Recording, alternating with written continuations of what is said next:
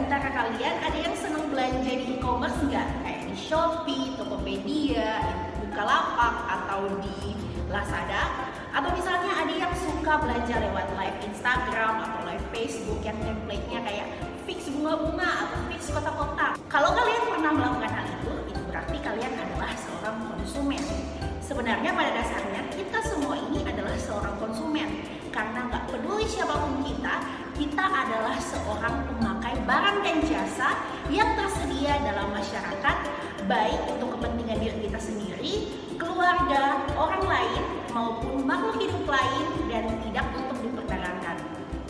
Nah, kalian tahu nggak kalau di Indonesia ada sebuah undang-undang yang dibuat untuk melindungi kepentingan seorang konsumen.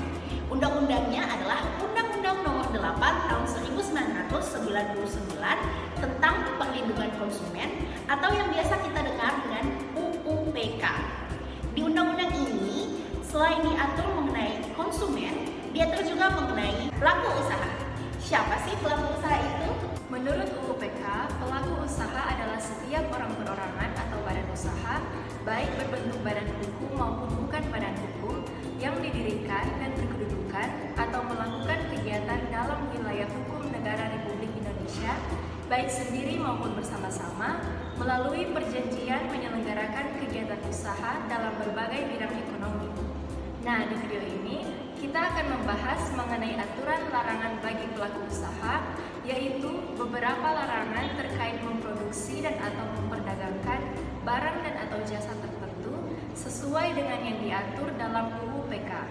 Simak videonya sampai habis ya, supaya kita dapat menjadi seorang konsumen yang cerdas dan mandiri. Jadi, pelaku usaha dilarang memproduksi atau memperdagangkan barang atau jasa tertentu yang pertama, tidak memenuhi syarat atau tidak sesuai dengan standar yang dipersyaratkan dan ketentuan perundang-undangan. Yang kedua, tidak sesuai dengan isi bersih, berat bersih, atau neto, dan jumlah dalam hitungan sebagaimana yang dinyatakan dalam label etiket barang tersebut.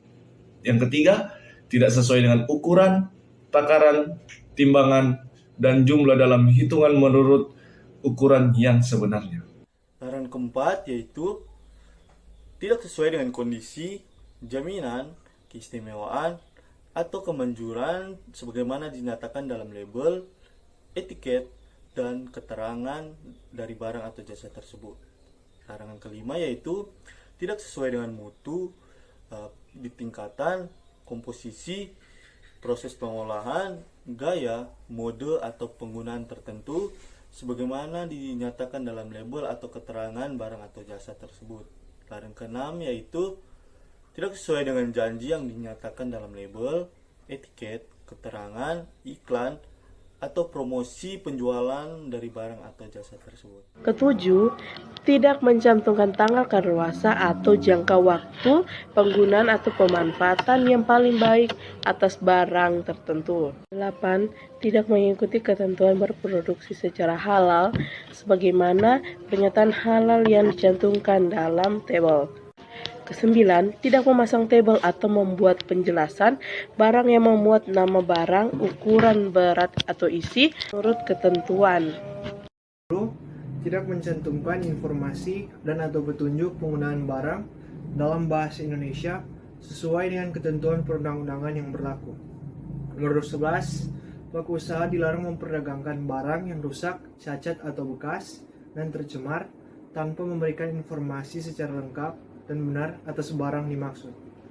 12. Pelaku usaha dilarang memperdagangkan sediaan farmasi dan pangan yang rusak, cacat atau bekas dan tercemar dengan atau tanpa memberikan informasi secara lengkap dan benar.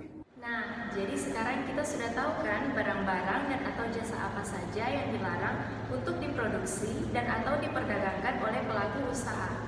Untuk itu, kita harus lebih cermat dalam memilah-milih barang dan atau jasa yang akan kita pergunakan.